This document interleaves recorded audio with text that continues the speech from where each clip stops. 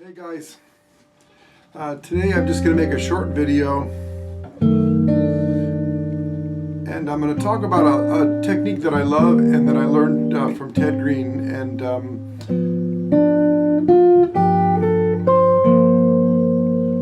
it really is it gives the guitar a special sound. That's this neck wiggling that I'm doing. I've seen a lot of people go like this. And it's really not necessary to let your right hand go away from the guitar or your picking hand go away from the guitar.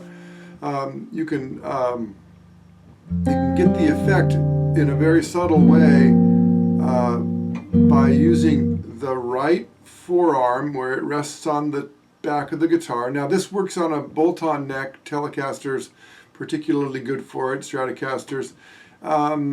Any thinner guitar, it's a little bit hard to do on an acoustic guitar or a full body arch top with a heel because the neck is more stable on those guitars. And you know what you benefit from the stability, you don't get to enjoy this particular thing.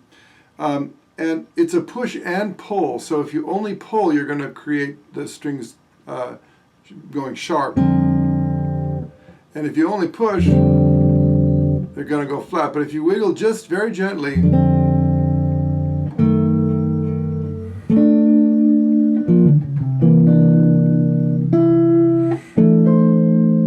now you can also do a kind of subtle left hand side to side motion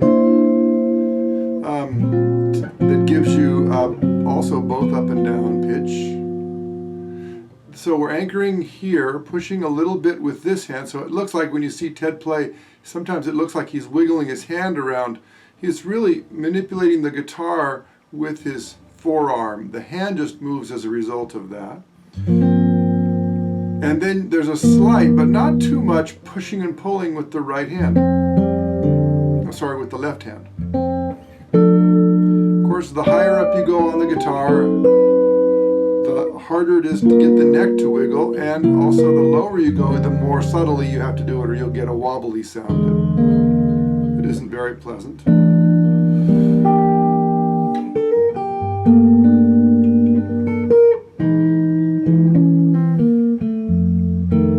And I also do a special thing, I don't know if you can see, but I've got my knee, I crossed my leg up, I've got my knee here, and the horn of the guitar, this part of the guitar is right behind my knee, so that I can have the guitar sort of wedged between this point here and this point here. So I don't even have to move my left hand at all to get the wiggle.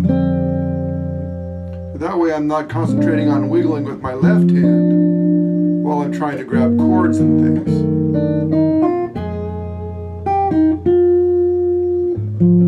It's a very subtle vibrato. Can we call it vibrato? Yeah, it's vibrato.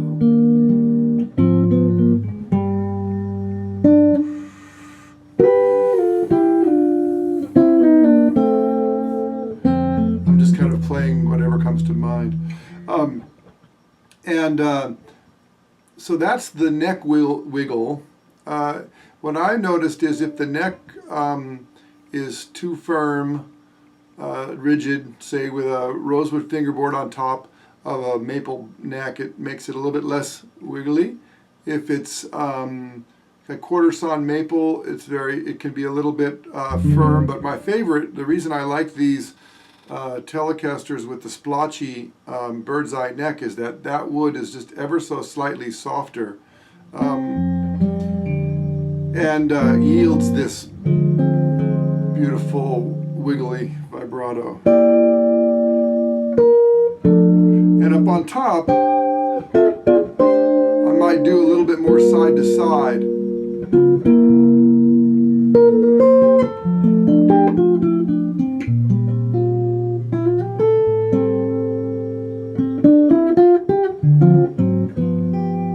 So that's what's going on when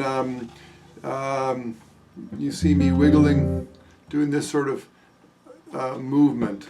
It's related to the sound that we're trying to achieve. I don't think there's any machine pedal or anything that can duplicate this beautiful slight chorusing.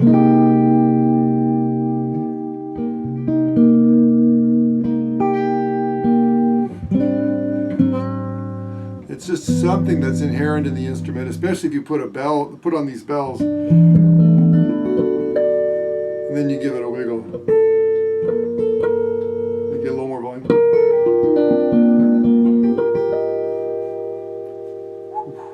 That little woo woo woo. Anyway, enjoy that. I don't think you're going to break the neck off on your guitar, but be careful at first. You find the limitations of your particular guitar. I know if you have an SG, for like a Gibson SG, the necks on those things can be really wiggly, and so you might want to make sure you're always being gentle. You don't have to do much. It's a combination of this pushing back here and holding the neck firm. But for me, it's the sound that I love, and I really miss it when I can't get it. So anyway, thanks for listening, and if anybody is interested in Ted Greene, feel free to go to tedgreene.com and check out just a whole bunch of very great teaching things that are there, and forums, etc. On Facebook, there's the Ted Greene Appreciation Group that we'd love you to join. And in general, listen to Ted, and you'll hear a very beautiful and thoughtful guitarist.